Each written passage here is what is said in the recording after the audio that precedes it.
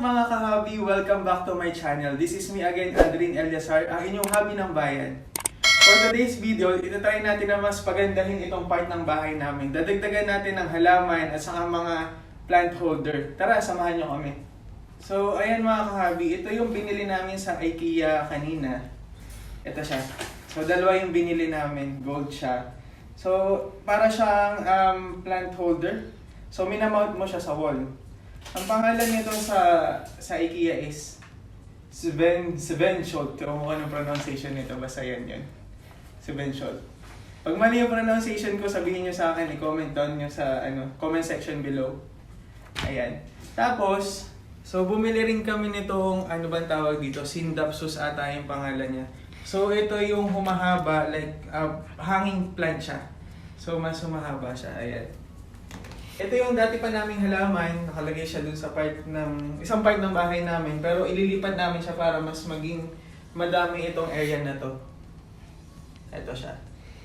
Kasi parang nakukulangan kami, so dadagdagan namin ng mga halaman tong area na to.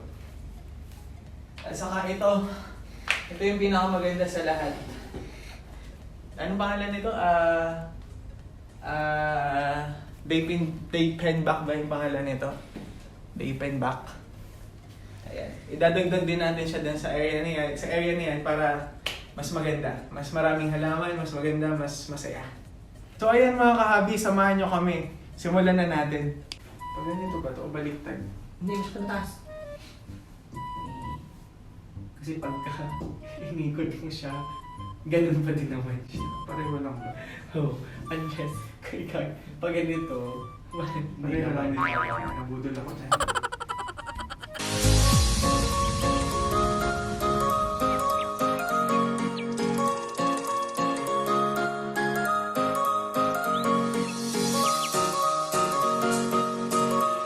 so pag nagdi-drill, kailangan meron kayong dito. Focus. Para alam nyo kung tabingin siya. Ayan. So lalagyan natin itong pang-balance. Nakuha namin talaga to doon sa sa TV.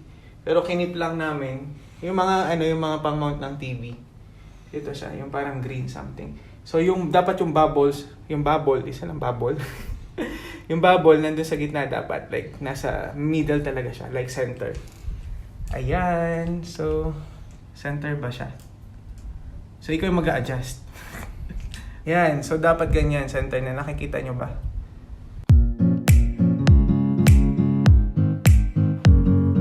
So magdi-drill na tayo. Isa pa palang tip namin, kapag ka magdi-drill kayo sa bahay, dapat mayroon kayong naka-ready palagi na vacuum. Kasi di ba medyo maalikabok kapag ka nag-drill ka, kasi lalabas yung mga semento, mga ganun. So kailangan meron kang naka-standby na vacuum para nakukuha na niya yung mga alikabok, hindi nakakalat doon sa bahay niyo. Ayan na, let's start. Go na. Oo.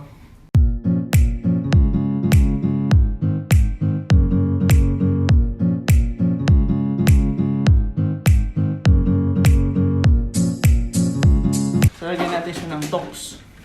Ano tawag dyan? Tox. Tox to be. Librous vlog.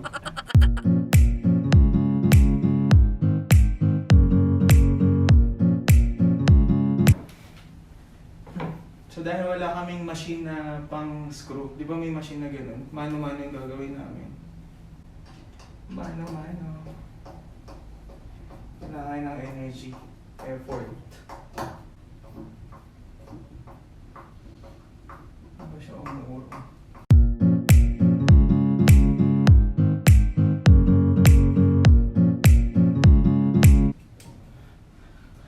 Mangalay. Ayan, lagyan natin siya ng mark. Para alam natin kung saan tayo magbubutas. Paano yung sa taas? Hindi ko abot sa dahilan.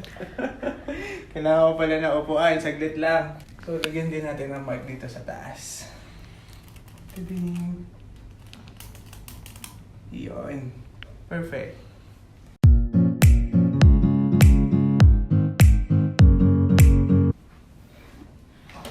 So, ayan mga ka-hubby, malapit na tayong matapos. Sobrang effort pala ito. Kaya sobrang daming energy. Ang hirap kasi nung wala nung electric, ano ba tawag doon? Pang screw. Mano-mano, so talagang kailangan mo ng sobrang diin, tapos ikot-ikot, ayan. Para na rin ako nag-gym. Sana.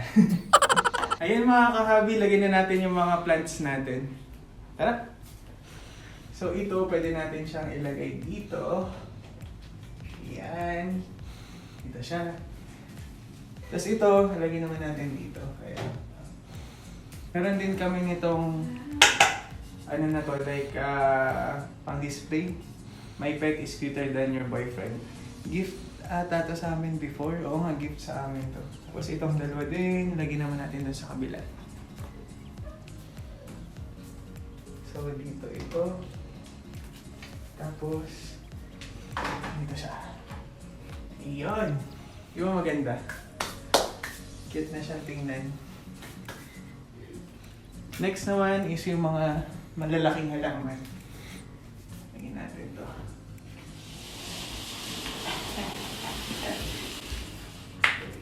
Lagyan natin siya dito. At yung pinaka-favorite, ating Diefenbach.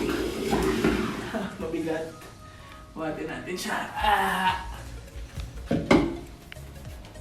Lagyan naman natin siya dito sa part na to.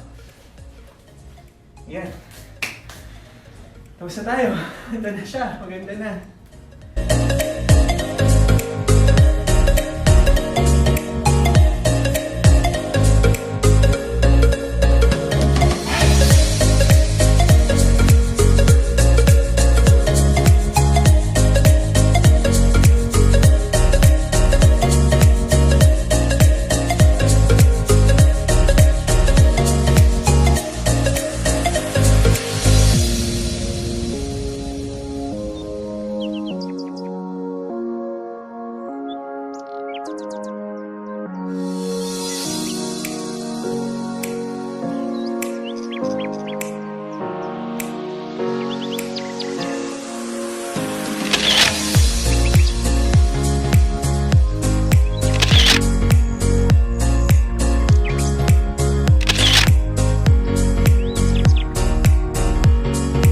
So ayan mga ka-hubby, sana nagustuhan nyo ang video na ito.